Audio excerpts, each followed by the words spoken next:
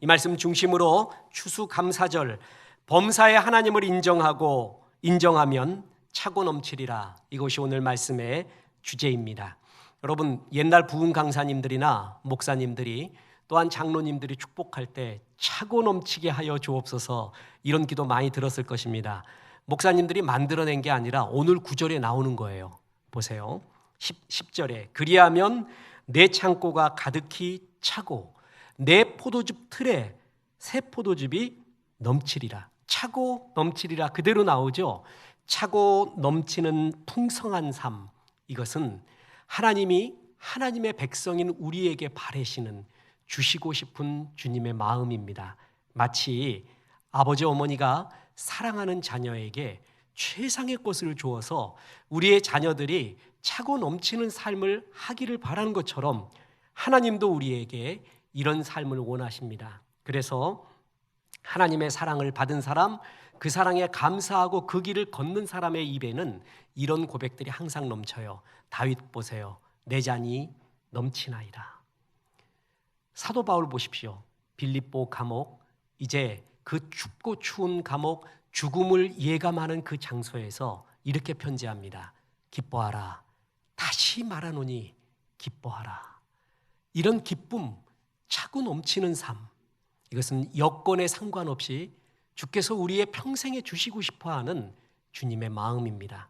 그래서 설교 시간에 참 많이 강조했듯이요, 영성에는 여러 색깔이 있어요. 영성은 한 가지만 영성이 아니라 여러 색깔이 있는데, 우리 교회 성도들이 정말 사모해야 되는 좋은 색깔은 기쁨의 영성입니다. 존 파이퍼 목사님이 얘기했듯이 차고 넘치는 기쁨, 그리고 감사, 그것이 항상 얼굴과 입과 행동과 삶에 넘쳐나야 돼요. 그래야 본인도 좋고 하나님도 좋고, 그 얼굴을 가지고 그 입술을 가지고 전도하는 것입니다.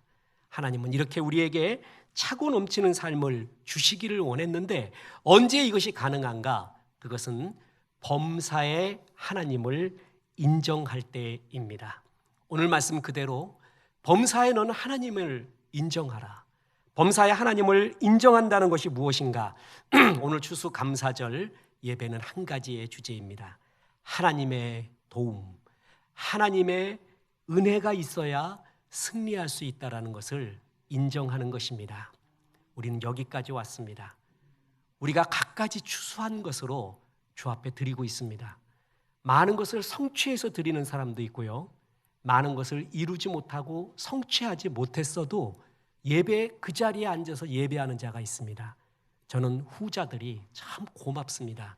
저 사람이 정말 하나님이 살아계심을 보여주고 있는 사람들입니다.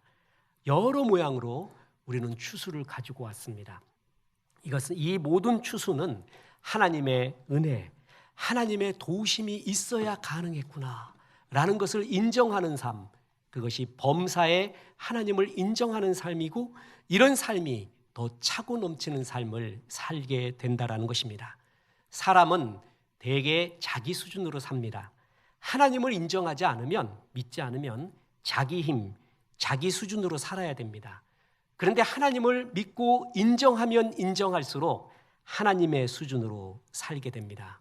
그리고 하나님이 주시고자 하는 게 있는데요, 저는 잠언 3장 1절부터 10절까지를 또 100번을 읽어보십시오. 그러면 세상에 이런 축복이 여기에 다 있나 할 정도로 우리 인생들이 원하는, 또한 한 번밖에 없는 인생 현실 속에서 이런 것들을 정말 누려보고 싶다 하는 그 모든 것이 여기 다 있어요. 얘기하기가 싫어요. 왜냐하면 이 얘기하면 또 기복신앙 얘기할까 봐. 그런데 성경에 그대로 나와 있는 대로 얘기한다면, 너에게 장수를 주기를 원한다, 평강 주기 원한다, 하나님 앞에서 사람 앞에서 은총과 귀중히 여김을 받기를 원한다, 하나님의 지도를 받기를 원한다, 몸에 양약이 되어 건강하기 원한다, 네 삶이 차고 넘치기 원한다. 이 구절이 여기에 다 나와 있습니다. 하나님을 인정하면 부수적으로 따라오는 것이 이런 것이라는 거예요. 보세요. 3장 1절에 내 아들아 나의 법을 잊어버리지 말고 내 마음으로 나의 명령을 지켜라. 그리하면 장수한다, 평강이 넘친다. 장수하는데 평강이 없어요. 그러면 빨리 가는 게 나을 수도 있어요. 그죠? 그런데 장수하면서 평강이 있대요. 뿐만 아니라 인자와 진리가 내게서 떠나지 말게 하고 그것을 내 목에 매며 내 마음 편에 새겨라. 그리하면 내가 하나님과 사람 앞에서 은총과 귀중히 여김을 받으리라. 하나님이 날 소중히 여겨요. 사람이 나를 귀중하게 여겨요. 존경해요. 이것처럼 귀한 일이 어디 있습니까? 뭐 할 때? 하나님을 인정하고 그 길을 떠나지 않을 때. 보십시오. 너는 마음을 다하여 여호와를 신뢰하고 내 명철을 의지하지 말라. 너는 범사의 그를 인정하라. 그리하면 네 길을 지도하시리라. 그러하면이라고 나오죠. 우리는 뒤에 것을 바라요. 그런데 앞에 것을 이루어야 뒤에 것이 나온다는 거예요. 이 앞에 구절이 전부 뭐예요? 하나님을 인정하는 삶입니다. 하나님을 범사에 인정을 하면은 네가 결정적인 선택의 순간에 그리고 막혀있는 길들을 열어주며 주님이 인도한다라고 합니다. 7절에 보면 스스로 지혜롭게 여기지 말지어다. 여호와를 경외하고 악을 떠나라. 이것이 내 몸에 양약이 되어 내 골수를 윤택하게 하리라. 건강하다 이거예요. 하나님의 법을 따라하면 건강하다. 우리가 건강을 잃는 여러 이유가 있지만 그 중에 하나가 뭐냐면 죄를 지을 때입니다. 죄 지으면 몸까지 부서져요. 목사님 제가 지금 몸이 아픈데 저 들으라고 하는 소리입니까? 이렇게 듣지 마세요. 안 그럴 수도 있는 거예요. 여러 이유 중에 하나라고 얘기했죠. 몸 아픈 사람 마음 너무 아프지 마시고 저도 아픈 사람이에요. 저도 하나님 앞에 매달리는 더 신뢰하라는 주의 가시일 수도 있는 것이고 또한 하나님의 법을 잘 따르고 거룩한 삶을 살면 그에게 건강 주시리라. 뿐만 아니라 9절 보세요. 내 재물과 내 소산물의 처음 익은 열매로 여호와를 공경하라. 그리하면 내 창고가 가득히 차고 내 포도즙 틀에 새 포도즙이 넘치리라. 차고 넘친다. 주 앞에 드리면 헌신하는 삶은 너를 차고 넘치게 하리라. 하나님이 이걸 다 주기를 원해요. 묻겠습니다. 여러분도 자녀에게 다 주기를 원하죠? 요즘 같아서는 반려견한테도 다 주려고 합니다. 그럼 요 앞에 개 유모차 집 생긴 거 아세요? 유모차인데 명품이에요. 그래갖고 이야 요즘 유모차 좋다고 봤더니 개 유모차. 그래가 댕댕이 유모차. 사랑하는 자에게 모든 걸 주고 싶은 게 사랑하는 사람의 마음이에요. 그죠? 주님은 주고 싶어 해요. 근데 이걸 막고 있는 게 있습니다. 하나님은 주고 싶은데 내가 막아요. 그게 죄라는 겁니다. 보세요. 예레미야 5장 25절. 너희 허물이 이러한 일들을 물리쳤고 너희 죄가 너희로부터 좋은 것을 막았느니라. 주님은 부어줘요. 근데 내가 막고 있어요. 그게 죄와 허물이에요. 죄와 허물은 하나님의 좋은 것을 막고 있다고 합니다. 그 죄 중에 최고의 죄가 뭔지 아십니까? 죄의 아버지, 모든 죄의 기관차 죄가 있습니다. 그게 교만이라는 것입니다. 교만은 여러 얼굴을 가지고 있습니다. 그 중에 하나의 큰 얼굴이 뭐냐 하면 내가 했다라는 것입니다. 내가 영광 받으려는 것. 그게 교만의 가장 큰 얼굴 중에 하나입니다. 혹여 우리가 여러 모양으로 추스렸잖아요. 내가 이 정도 멋있는 사람이야. 내가 얼마나 노력했는 줄 알아? 나는 이제 이 성과를 받을 만해. 라는 의식들이 싹트기 시작하잖아요. 그건 주 앞에 철저하게 내려놓으십시오. 그건 패망의 선봉이 됩니다. 신앙은 그렇지 않습니다. 주님이 해줬습니다. 주님이 여기까지 인도하고 역사했습니다. 그거예요. 이스라엘의 초대 왕 사울이 몰락하게 된 여러 이유가 있습니다. 그 중에 하나가 이겁니다. 사무엘상 15장 12절에 사울이 갈멜에 이르러 자기를 위하여 기념비를 세우고 사무엘은 에베네셀 돌을 세워서요 주께서 여기까지 인도했다라고 얘기했습니다. 그게 에베네셀이에요. 주님이 여기까지 인도했구나. 그런데 사울은 이건 내가 했다 하고 자기 기념비를 세웁니다. 그래서 망한 것입니다. 말씀 그대로입니다. 잠언 16장 18절에 교만은 패망의 선봉이요 거만한 마음은 넘어짐의 앞잡이니라. 교만은 하나님을 대적해요. 하나님이 그리고 교만한 자를 직접 치신대요. 간접으로도 아니라. 교만은 내가 했다라는 거. 지금의 성과, 지금의 모든 모습이 나의 영광이요 내가 했다라는 의식이 들잖아요. 그때부터 사람의 눈빛과 마음, 말이 달라져요. 하나님과 사람 대하는 태도도 달라져요. 교만은 의식이 들 때 그거는 정말 눌러버려야 돼요. 예배 때마다 성경 볼 때마다 교만한 의식이 생길 때마다 철저하게 겸손의 자리로 나가야 됩니다. 겸손은 하나님의 주권, 하나님이 해주셨다. 오늘 말씀 그대로 주님을 인정하는 거예요. 겸손은 그것을 하나님이 제일 기뻐합니다. 그래서 보세요. 야고보서 4장 6절에 그러나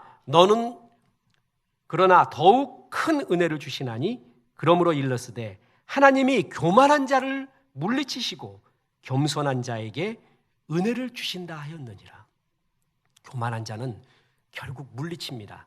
잘 되는 것 같지만 망하고 있는 중입니다. 그러나 겸손한 자는 하나님이 끝없이 은혜를 베풀어 주기를 원한다. 겸손한 자 뭐죠? 하나님을 인정하는 자. 범사에 하나님의 역사였습니다. 하나님이 도와주셨습니다 하는 것을 인정하는 자. 그 자는 하나님이 계속 은혜를 베풀어 준대요. 우리가 나이 들어도 압니다. 그리고 성경은 더욱더 얘기합니다. 성공과 실패, 모든 열쇠는 하나님이 주고 있습니다. 그래서 계시록 3장 7절에 빌라델피아 교회의 사자에게 편지하라. 거룩하고 진실하사 다윗의 열쇠를 가진 이 곧 열면 닫을 사람이 없고 닫으면 열 사람이 없는 그가 이르시되. 열면 닫을 사람이 없어요. 닫으면 열 사람이 없어요. 그 열쇠를 주시니 예수님 하나님이라는 것입니다. 하나님이 열잖아요. 그럼 어느 누가 닫으려고 해도 안 됩니다. 닫으려고 덤벼들면 그놈들 망합니다. 하나님이 닫았어요. 용을 써도 안 열립니다. 하나님이 이미 치기 시작하면요, 아무리 애를 써도 발버둥 쳐도 안 됩니다. 이게 주님이 열쇠를 쥐고 있습니다. 하나님은 교만한 자를 치십니다. 겸손한 자, 모든 영역에서 하나님을 인정하는 자에게 은혜를 베푸시고 이 열어주는 하나님의 은혜를 베푸시기를 원한다라는 것입니다. 경영의 신으로 불리우는 마스시다 전기의 창업자인 마스시다 고노스케, 1세대, 2세대의 우리나라의 경영인들이 굉장히 영향을 받은 경영가 중에 하나입니다. 이 사람은 세 가지가 없습니다. 성공할 만한 세 가지 여건이 다 없어요. 학력이 없어요. 체력이 없어요. 백그라운드가 아무것도 없어요. 아무것도 없어요. 그런데 성공한 사람이에요. 이런 사람이 어떻게 경영해서 성공했느냐? 그거를 많은 사람이 묻습니다. 그럼 이런 말을 합니다. 내가 성공하기까지 노력은 1%였고 99%가 운이었습니다. 이래요. 이 사람 하나님 믿었으면 운이라고 안 그러고 뭐라 그래요? 하나님의 은혜입니다. 그래요. 이 얘기는 뭐냐면 진짜 현실에 가보잖아요. 또 사업을 해보잖아요. 목회를 해보잖아요. 뭘 해봐도 내 노력만 갖고 되는 게 아니구나라는 것을 진짜 절실하게 느껴가잖아요. 이 사람은 1%래요. 자기 노력을. 그러니까 너무 지나친 겸손 아닙니까? 라고 기자가 물었더니 이렇게 말합니다. 이 세상에 어떤 경영인이 최선을 다하지 않겠습니까? 어떤 경영인 CEO도 최선을 다한다 이거예요.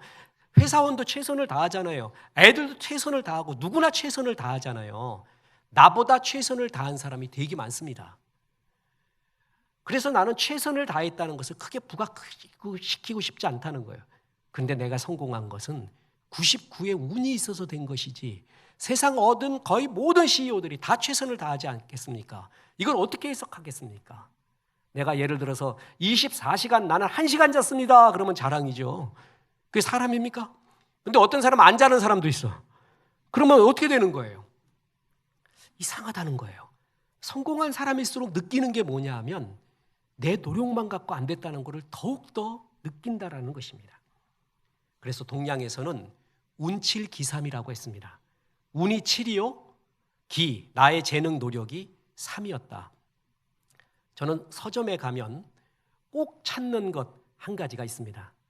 뭐냐면 운명, 행운, 운, 명리학, 새로운 책이 나온 거를 항상 찾습니다. 사람들이 행운과 운명에 대해서, 운에 대해서 어떻게 생각하고 있는가, 의식이, 그거를 찾아보기 위해서입니다. 우리 목사님 드디어 2단으로 가는구나 이렇게 얘기하지 마세요. 우리나라에 50권 정도가 있습니다. 의외로 동서양에서요, 운과 행운에 대한 것이 인생을 좌우한다라는 그러한 미신적인 게 아닌 과학적인 분석과 의식이 무지하게 많아요. 특히 경영인들 사이에서는, 사업가들 사이에서는 거의 태반입니다. 2002년에 노벨 경제학상을 수상한 이스라엘 출신의 행동경제학자 다니엘 카노만 교수, 이 사람이 경제를 수치로 분석하고 예측했습니다. 이코노메트릭 수치 계량 경제를 했어요. 그가 숫자 가지고 이제까지의 통계의 숫자, 요즘 말로 하면 빅데이터를 가지고 경제를 분석했더니 결과가 뭐냐면 성공한 사람들은 30%의 자기 노력 그리고 행운이 70이었다고 합니다. 운칠기삼을 현재 경제학적으로 풀어버린 거예요. 그래서 아주 논란이 되고 굉장히 좋은 센세이션을 일으켰던 적이 있습니다. 운칠기삼은 방송가에도 통합니다. 어느 방송 아주 오랫동안 메이저 방송에서 PD했던 분이 요즘 글을 많이 쓰고 있습니다. 그분의 글을 제가 직접 얘기하겠습니다. 외모도 좋고 연기도 잘하는데 참 안 풀리는 배우가 있다. 어렵게 배역을 따내도 중간에 영화가 엎어지거나 흥행에 참패한다. 반면 길거리에서 우연히 캐스팅되고 어설픈 발연기를 해도 찍는 영화마다 대박나는 배우가 있다. 그러니 세상은 참 불공평해 보인다. 방송가에도 느끼는 게 있어요.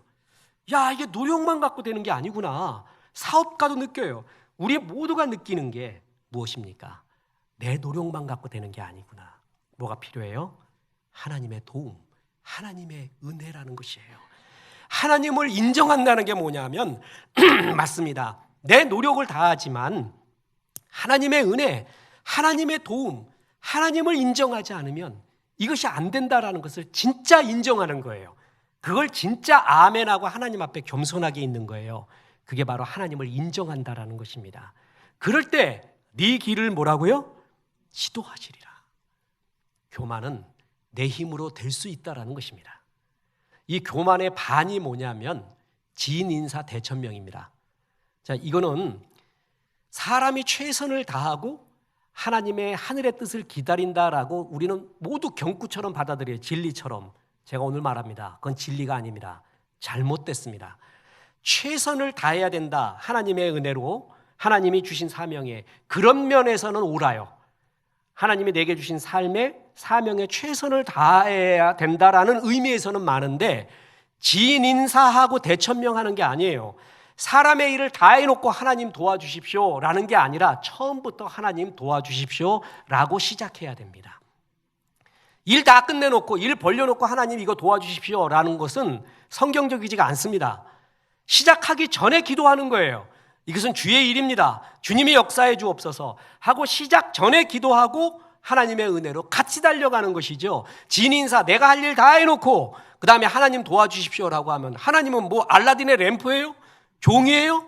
그렇게 여기게 되는 꼴입니다. 다시 말합니다. 최선을 다한다는 면에서는 맞아요.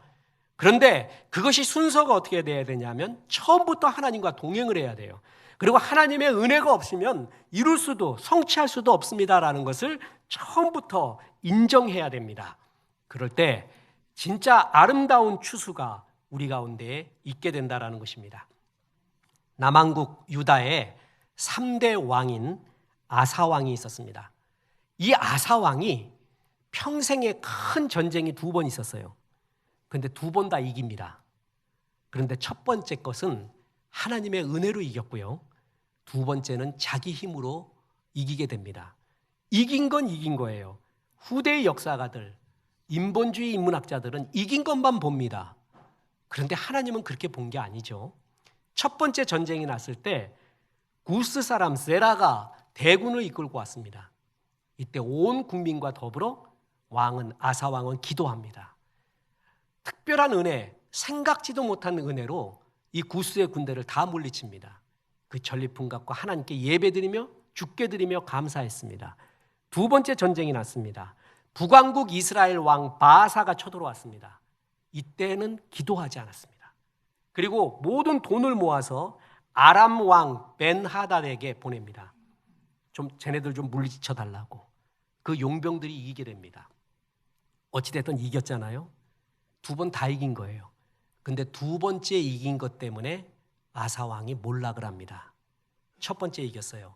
주의 은혜라는 고백을 합니다. 그죠? 2번째 이겼어요. 뭐가 생겼어요? 어떤 마음이? 하나님 없어도 이기는구나. 내 꾀를 써도 이기는구나. 자, 신앙생활에서 삶에서 제일 중요한 게 이런 의식이에요. 교만은 생각부터 시작되거든요. 교만은 생각, 의식이 들면 사람이 달라져요. 그래서 교만의 의식과 생각이 들 때 딱 그걸 잘라버리고 주 앞에 드려야 돼요. 근데 교만을 키우잖아요. 그러면 아사처럼 망하게 됩니다. 하나님 없이도 되는구나. 이렇게 머리 쓰면 되겠지. 하나님이 그게 아니래요. 그래서 선지자 하나니를 보냅니다. 그랬더니 이게 무슨 개벽다구 같은 놈이 왔나. 그래갖고 감옥에 가둬버려요. 다윗은 동일한 잘못을 범하더라도 선지자가 나타나면 무릎을 꿇었거든요.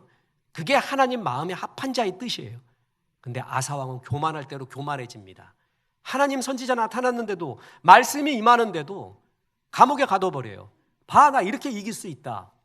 그러다가 병이 납니다. 병이 나서 어떻게 했냐면 기도하지 않고요, 의원만 찾습니다. 하나님 없어도 이겼던 경험 때문에 이번에도 하나님 없이도 의원만 찾아서 병을 나을 수 있다고 의원만 찾다가 죽게 됩니다. 그게 성경에 팩트와 더불어 해석을 정확하게 말해주고 있습니다. 보십시오. 역대하 16장 12절입니다. 아사가 왕이 된 지 39년에 그의 발이 병들어 매우 위독하였으나 병이 있을 때에 그가 여호와께 구하지 아니하고 의원들에게 구하였더라. 의원한테 구하는 건 하나님의 뜻이에요. 하나님은 병이 나면은요, 기도를 해서 낫게 해줍니다. 목사님 안수 받아서 낫게 해주고 성도님들 중보기도해서 낫게도 해주세요. 그런데 또 하나의 방법은 병원 가서 낫게 해줘요. 병원 가서 낫는 것은 하나님의 뜻이 아니고 인간적인 방법입니까? 그렇게 만약에 이야기하는 사람이 있다면 거짓말입니다. 잘못된 진리입니다. 병원은 하나님이 주신 은혜예요. 저 병원 아니었으면 저는 천국에 가 있습니다. 여러분 예배하고 난 천국에서 예배하고. 병원 때문에 하나님의 은혜로 돼요. 병원은 좋은 의사 만나는 것, 좋은 병원 만나는 것 하나님의 은혜인 것 분명합니다. 그런데 성경은 그것 때문이라고 얘기하는 게 아니에요. 그 앞에 구절, 이 팩트에 대한 해석까지 나오죠. 뭐라고 나왔어요? 여호와께 구하지 아니하고. 그게 중요한 거예요. 그 다음에 의원들에게 구하였더라. 만약에 그가 여호와께 구하고 의원들을 불렀더라, 그러면 되는 것이죠. 그런데 여호와께 구하지 아니하였다라는 것을, 이 팩트에 대한 성경적 해석을 정확하게 얘기해 주고 있어요. 그의 몰락한 이유를. 그가 죽습니다. 기도하지 않고 성공한 거 있잖아요. 있을 수 있습니다. 기도하지 않고 성공한 것은 성공한 그것 때문에 망합니다. 하나님 없이도 산다라는 교만이 싹트기 시작해요. 그것 때문에 반드시 멸망해 갑니다. 그것은 성공한 것이 아닙니다. 기도하고 실패한 것이 아닙니다. 그것은 주님의 큰 뜻, 섭리 가운데 있는 거예요. 그래서 하나님을 사랑하는 자, 그 뜻대로 부르심을 입고 그 안에서 살고 있는 자들에게는 합력하여 선을 이룬다 그랬어요. 실패도 하나의 과정이에요. 그러나 기도하지 않고 성공한 자, 그는 성공한 그것 때문에 망하게 돼 있습니다. 마키아벨리의 군주론을 잘 아시죠? 마키아벨리는 중세 정치 사상가입니다. 이탈리아가 여러 도시국가로 나눠져 있고 그는 피렌체에 있었어요. 피렌체는 군대도 없어요. 그래서 프랑스 군대가 쳐들어오니까 문 다 열어주고 항복해요. 각 도시국가, 도시들마다 공화정이 많네, 군주제가 많네, 싸우느라고 국력은 키우지 않고 백성들은 비탈에 빠져 있습니다. 그때 마키아벨리가 생각합니다. 강력한 군주, 신이 내린 군주가 나타나서 이탈리아를 통일하고 유럽을 통일하고 내 조국을 멋진 나라로 만들면 좋겠다 하는 마음으로 군주론을 쓰게 됩니다. 그 군주론에 키워드가 3가지가 있습니다. 최고의 군주는 비루트다. 그리고 네체스타가 있고 포르투나가 있어야 된다. 이 3가지가 군주론의 키워드입니다. 비루트가 뭐냐 하면은 그의 개인적인 역량, 재능, 노력이라는 거예요. 이건 서양 철학에서 언제나 리더의 자격을 말할 때 첫 번째예요. 비루투. 그리고 인본주의 인문학에서도 비루투가 최고입니다. 근데 마키아벨리가 금서가 되고 야단 브루스가 되는 이유가 네체시타 때문입니다. 네체시타는 시대정신으로 번역을 했는데 이건 설교하기도 괴롭습니다. 왕이 되면 개인의 윤리와는 다른 국가윤리를 갖고 있어야 된대요. 전체를 보면서. 그럼 국가윤리적인 차원에서 보면 우리가 개인적인 윤리 차원에서 있을 수 없는 일들을 네체시타, 여기까지만 이야기하겠습니다. 그래서 마키아벨리가 금서가 되기도 하고 뭐 했던 건데 현실에서는 맞는 거예요. 근데 군주는 비루투와 네체시타가 있어야 된다. 그런데 결정적으로 포르투나가 있어야 된다는 거예요. 포르투나가 뭐냐면 운입니다. 행운입니다. 그리고 마키아벨리가 서양 사상가들이 정말 강조하는 게 비루투예요. 마키아벨리의 군주론에는 비루투, 개인적인 능력과 성실함과 노력과 의지를 갖고 있는 사람이 군주, 최고의 군주가 되기를 바랬어요. 그런데 아니었다라는 것입니다. 최고의 지도자, 이탈리아의 최고의 군주의 상, 그래서 이 사람 바라보고 군주론 썼다 할 정도의 사람이 있었는데 그게 체사레 보르사라는 사람입니다. 체사레 보르사, 교황 알렉산드로 6세의 아들이었어요. 이 사람이 최고였어요. 이 사람과 같이 지냈어요. 그래서 이 사람이 보니까 비루투, 역량이 있어요. 재주가 있어요. 재능이 있어요. 그리고 네체시타, 어느 때는 사자같이 막 다 죽여요. 다 죽여버려요. 어떨 때는 여우같이 다 끌어안아요. 기가 막혀요. 그거 때에 따라서 이 사람이야말로 최고다라고 여겨서 그 사람을 바라보고 군주론을 썼다 할 정도였어요. 근데 이 사람이 너무나 웃기게 죽어버립니다. 어떻게 죽냐면 자기 아버지인 교황 알렉산드로 6세가 말라리아 모기에 물려 죽어요. 그래서 시름시름 죽게 되니까 아버지 문상을 갔거든요. 임종도 못 보고 자기도 모기에 물려. 자기도 헤매헤매해요. 그러다가 판단 미스가 돼요. 그래서 대적자를 교황으로 세우면서 자기는 감옥에 갇히고 전쟁 나가 죽고. 이게 도대체 무슨 우스꽝스러운 일이라는 거예요. 마키아벨리가 이 사건을 보고 비참해졌어요. 이 사람은 최고의 비루투, 최고의 네체시타를 갖고 있는 사람이었다.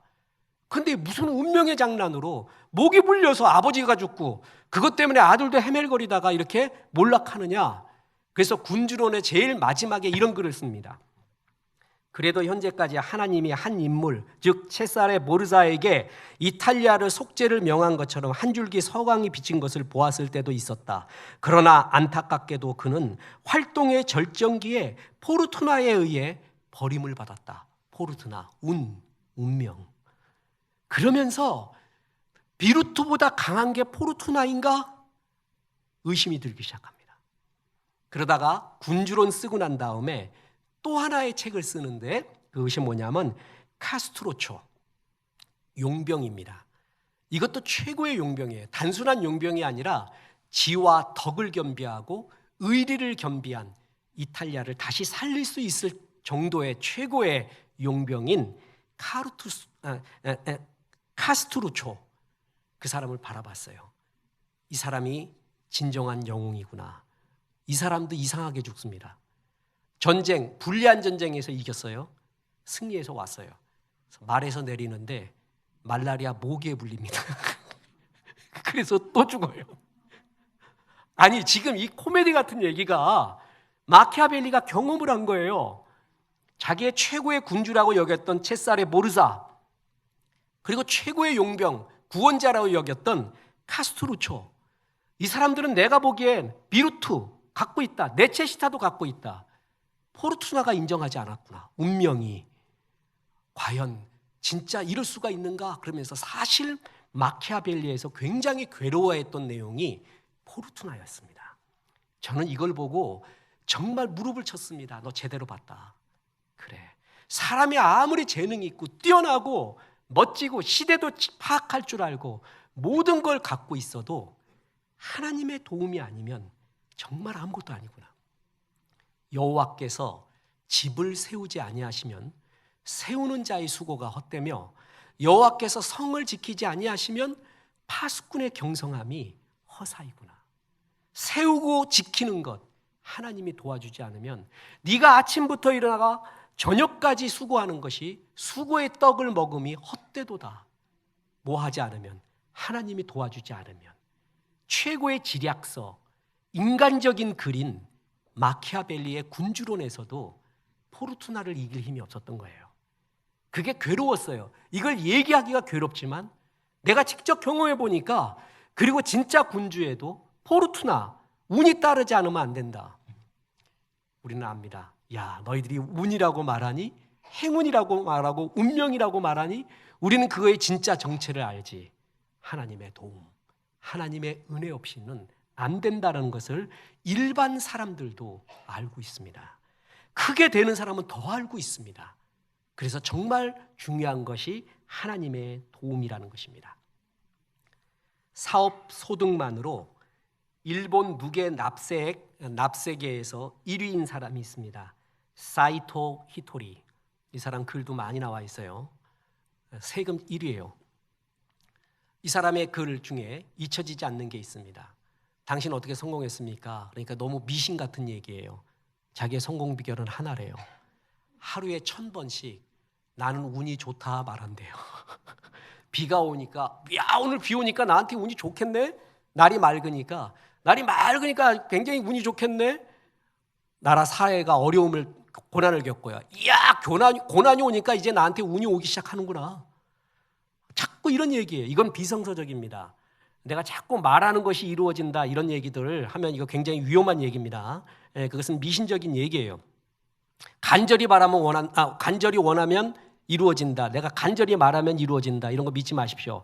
자기계발서에서 굉장히 빗나간, 내가 언젠가 설교한다 그랬어요. 자기계발서에서 굉장히 빗나간 미신적 심리학적 이야기입니다. 그건 옳지 않습니다. 그런데 성경적인 것은 있습니다. 여러분, 하루에 100번 감사합니다 하십시오. 100번 기뻐하십시오. 주님, 이래서 감사합니다. 저래서 감사합니다. 이래서 감사합니다. 범사의 감사는 너희를 향한 하나님의 뜻이라고 얘기했습니다. 뜻. 내가 하나님의 뜻을 이루는 삶인가는 뭘 보면 아냐 하면은, 항상 기뻐하는가, 항상 기도하고 있는가, 그리고 범사에 감사하고 있는가. 왜 하나님의 감사를 중요시 여기는 줄 아십니까? 감사는 하나님의 주권을 인정하는 일이기 때문에 그렇습니다. 감사하잖아요. 그의 기도할 때도 너희 구할 모든 것을 하나님께 감사함으로 아뢰라 그랬어요. 그러면 마음과 생각 지켜준다 그랬잖아요. 감사의 뜻은 뭐냐면, 내 문제가 아무리 커도 하나님의 은혜, 하나님의 주권이 더 큽니다라는 것을 인정하는 고백의 행위, 그게 감사입니다. 그래서 주의 성전에 들어갈 때 이스라엘 백성들은, 유대 백성들은 딱 두 가지를 했어야 돼요. 하나는 찬양을 드리며 들어가야 돼요. 또 하나는 감사하며 들어가야 돼요. 이 두 가지가 하나님의 전에 들어갈 수 있는 자격 요건이었습니다. 감사는 하나님을 인정하는 행위예요. 감사하는 삶은 하나님의 뜻을 이루고 있는 삶이라는 것이죠. 한번 해보십시오. 범사에 감사를 100번. 이래서 감사, 오늘 비가 와서 감사, 욕먹어서 감사, 저래서 감사, 이래서 감사, 저래서 감사. 계속 해보십시오. 그게 주의 뜻을 이루는 것이고, 그것은 주님의 주권을 인정하고 하나님을 인정하는 거라 그랬죠. 범사에 인정하는 길이에요. 그러면은 네 길을 뭐라 그랬어요? 지도하시리라. 하나님의 선한 길을 인도하시리라. 신앙 좋은 사람은 간단합니다. 어려운 거 없습니다. 제가 목회 20년 담임해 보니까 아는 게 있어요. 신앙 좋은 사람 항상 기쁨이 있어요. 항상 감사가 있어요. 항상 기도해요. 신앙 안 좋은 사람 맨날 불평이야. 맨날 불평. 세상에서 제일 힘들고 제일 뭐가 불평이 많고, 세상 죄를 짊어지고 가는 하나님의 어린 양 같아요. 얼굴이 항상. 항상 불평해. 그건 예수님의 얼굴이지. 나는 그 예수님 때문에 부활하는 얼굴이 있어야죠. 다시 말합니다. 항상 기뻐하라. 항상 기도하라. 범사에 감사하고, 이 모든 것이 하나님의 뜻을 이루고 있는 중이에요. 감사하다, 기뻐하다, 무슨 의미입니까? 하나님을 인정하는 거예요. 내 지금의 삶의 모습, 나의 실패, 나의 비참함, 그 모든 것보다 주의 은혜가 큽니다. 그게 감사예요. 그래서 기뻐하는 거예요. 범사의 그를 인정하라. 그리하면 그 길을 지도하시리라. 하나님이 인정하지 않아봐라. 네 힘으로 살아봐라. 결국은 막히게 됩니다. 그러나 하나님을 인정하는 자는 정말 예기치 않은 도움, 생각지 않은 도움들이 우리를 위해 준비되고 있다는 것이죠. 보세요. 남쪽 유다는 BC 586년에 바벨론의 느부갓네살 왕에 의해 몰락을 합니다. 그들의 죄 때문입니다. 하나님은 그때 뭐라 그러냐면 유대 예루살렘에 의인 한 명만 있어도 살려준다 했어요. 소돔과 고모라는 의인 몇 명이 없었어요? 10명. 예루살렘은 한 명이 없었습니다. 어느 정도인지 아시겠죠? 죄 때문에 멸망한 거예요. 그러다가 70년이 지났습니다. 지금의 이라크 지방에 있었던 게 바벨론이에요.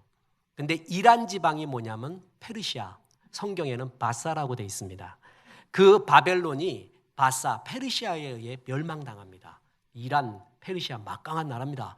그래서 바사 왕 고레스 때 이스라엘을 고향으로 돌려보내줍니다. 포로된 지 70년에 왕이 어떤 결정을 하잖아요. 군주가 반드시 이유가 있습니다.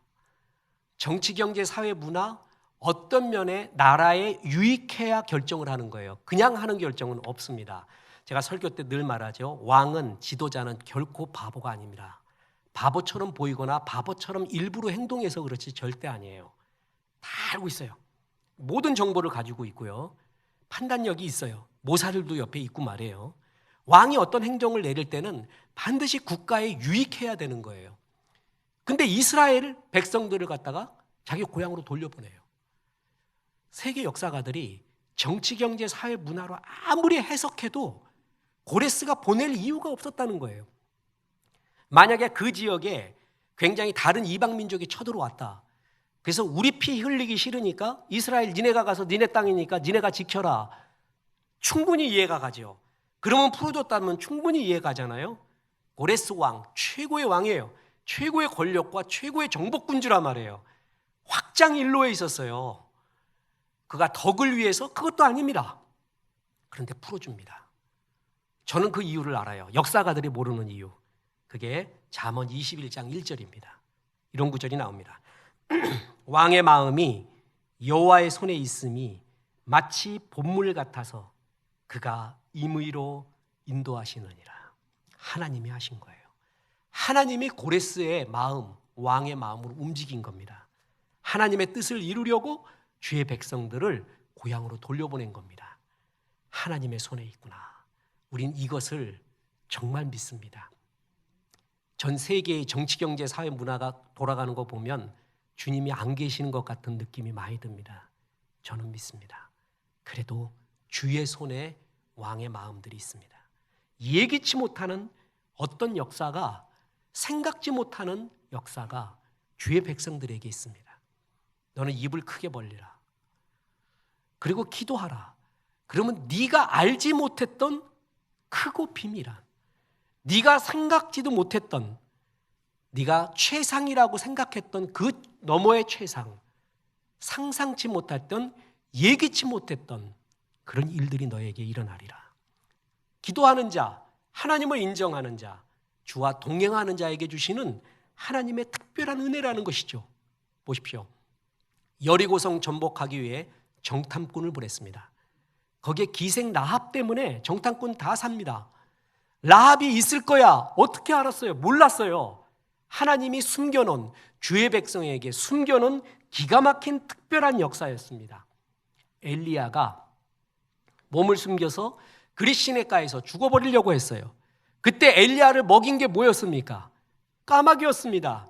아무리 상상력이 뛰어나도 까마귀 오리라고 누가 생각을 했습니까? 엘리야를 먹인 게 까마귀였습니다. 우리의 상식과 생각, 예기치 못하는 모든 것을 벗어나서 하나님의 은혜로 준 게 라합이요 까마귀 사건이었어요. 이게 하나님의 백성에게 주시고자 하는 주님의 은혜였다라는 것이죠. 전 지난주에 최명옥 집사님이 교회에 오셔서 반갑습니다 했더니 왜 왔습니까? 어떻게 이제 오셨습니까? 했더니 우리 김현주 사모한테 간증을 했대요. 대장 내시경을 받으려고 하는데 그래갖고 안 먹고 계속 있었더니 탈수가 일어났대요. 그래서 기절을 했대요. 기절하는데 교회가 보이더래요. 강대상이 보이고 목사님이 보이고, 그래서 교회에 오셨게 됐대. 내가 상상을 벗어나는 일, 우리의 모든 상상을 벗어나는 일로 다시 주의전으로 인도하면서 은혜 받게 하시는 하나님의 은혜, 저는 목회 20년 동안 처음 들어봤습니다. 탈수해서 내시경 한다고 기절하면서 주의 강단이 보이는 은혜, 이거 어떻게 상상을 했습니까? 상상지 못한, 제가 간증 안에서 오해받을까 봐 간증 안에서 그렇죠, 목회하면서 예기치 못한 일, 진짜 주님이 살아있구나, 이런 맛, 이런 하나님의 함께 하심의 은혜 없으면 목회 못합니다. 진짜 힘 빠져서 못합니다. 근데 이게 최상일 거야, 지금 상황에서 이게 최상일 거야, 그걸 넘어선 상상치도 못한 일이 일어나요. 바로 이런 일이 있구나. 주의 백성, 하나님을 인정하고 주와 동행하는 백성들에게 예비하신 차고 넘치는 주님의 은혜, 이것은 하나님을 인정하는 자에게 주십니다. 그래서 우리는 한 해도 주님을 더욱더 인정하잖아요. 내년 추수감사절 때는 더욱 차고 넘칠 겁니다. 하나님을 더욱 인정하고 늘 감사하고 기도하며 산 사람에게는 더욱더 차고 넘칠 겁니다. 우리가 코로나로 알게 되었지 않습니까? 저는 아직도 코로나가 왜 일어났는지는 모릅니다. 크게 보면 죄 때문에 일어났다, 더 큰 환란이 오기 전 훈련이다, 뭐 이런 게 크게 보면 두 가지의 견해입니다. 저는 모르겠습니다. 그러나 코로나로 인해서 받은 은혜, 이 세상의 기반이 결코 튼튼하지 않구나. Our iceberg is melting. 빙산이 녹고 있구나. 안개 같구나. 바람 같구나. 인간 그렇게 위대한 존재 아니구나라는 것을 설교하고 예배하는 우리들이 아니라 모든 사람들이 느껴갔습니다. 겸손해지는, 하나님의 은혜 없이는 살 수 없다는 거 우리가 느끼지 않습니까? 그렇습니다. 하나님을 인정하는 삶, 그것이 더 추수를 할 수 있는 길이요, 하나님의 길에 인도함을 받는 길이요, 주 앞에 드릴 추수요, 주 앞에 드릴 우리의 최고의 믿음입니다. 범사에 그를 인정하라. 그리하면 내 길을 지도하시리라. 내 삶의 모든 길에 차고 넘치리라. 하나님을 범사에 인정해서 하나님의 도우심과 은혜였다라는 것을 늘 고백하여서 우리의 문제보다 주의 은혜와 도우심이 더 크다는 것을 늘 고백하여서 기쁨과 감사, 차고 넘치는 또 하나의 추수감사가 되기를 주 예수의 이름으로 축원합니다. 이런 하나님을 우리는 더욱 사랑하겠습니다. 찬송합니다. 내 구주 예수를. 314장입니다.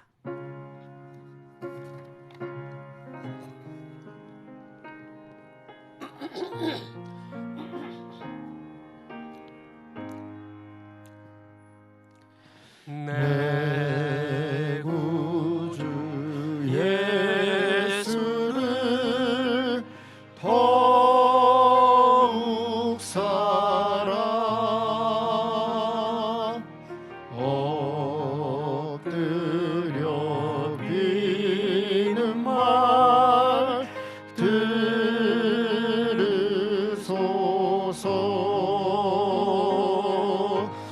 내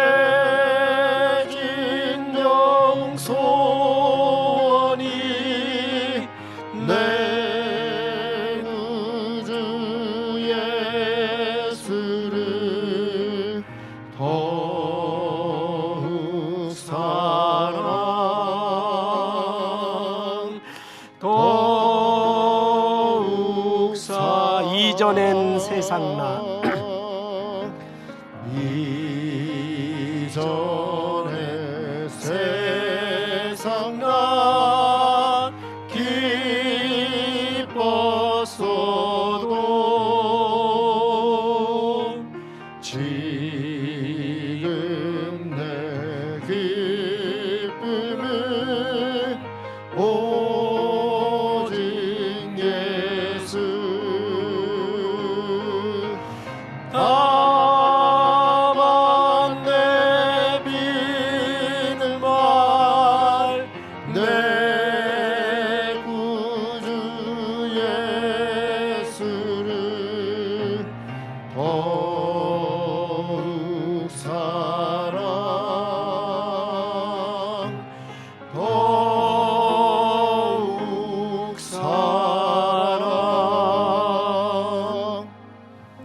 이제는 우리 구주 예수 그리스도의 은혜와 하나님의 크신 사랑과 성령님 범사의 주님을 인정하며 살라 말씀하심이 이 말씀에 아멘하며 주님을 인정하고 기도하고 감사하고 기뻐하며 살기로 기도한 성도들에게 함께 하셔서 이제부터 끝날까지 크신 영광 받으시옵기를 우리 구주 예수 그리스도 이름으로 축원하옵나이다. 아멘.